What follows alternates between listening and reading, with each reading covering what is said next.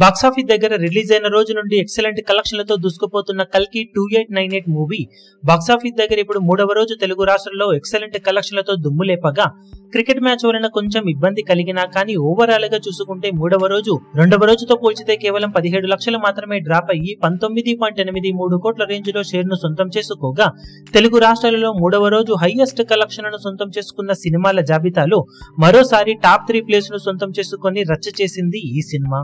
First place లో RRR movie ఎవ్వరికి అందనంత ఎత్తులో 33.53 కోట్ల రేంజ్ లో షేర్ అందుకుంటే తర్వాత ప్లేస్ లో సలార్ మూవీ 22.40 కోట్ల రేంజ్ లో షేర్ ను సాధించింది.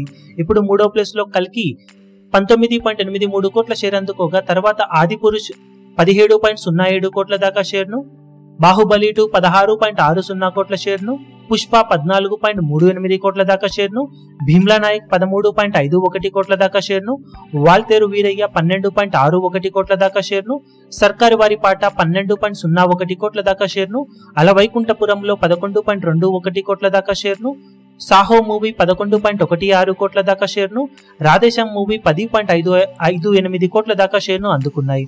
ఓవరాల్ గా చూసుకుంటే ప్రభాస్ నటించిన సినిమాలు టాప్ 5 లో 4 నిలవడం ప్రభాస్ డామినేషన్ కి నిదర్శనమని చెప్పవచ్చు. ఇక బాక్సాఫీస్ దగ్గర 4వ రోజు సండే అడ్వాంటేజ్ ఉండటంతో కల్కి మూవీ మరోసారి రెట్టించిన జోరు చూపించే అవకాశం ఎంతైనా ఉంది. మరి 4వ రోజున ఓవరాల్ గా ఈ సినిమా ఎలాంటి కలెక్షన్లను బాక్సాఫీస్ దగ్గర సొంతం చేసుకుంటుందో చూడాలి.